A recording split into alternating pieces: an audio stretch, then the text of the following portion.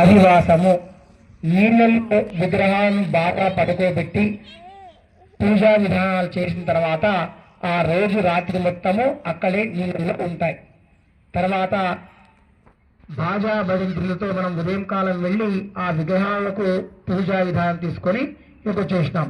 మరి ఎంతటి నీళ్ళ ఉన్నప్పటికీ కూడా ఈ విగ్రహాలకు తట్టుకునేటువంటి శక్తి ఉందా లేదా? మనకు 2009, 2010 ఆ సమయంలో మనకు కూడా వరద వచ్చినాయి, నీళ్ళు ఎక్కువైపోయి.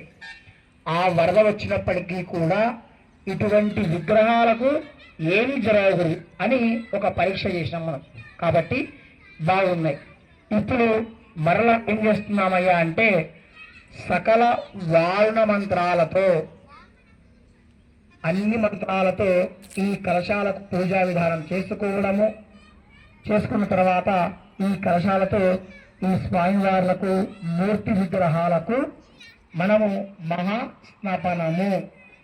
మామూలుగా అయితే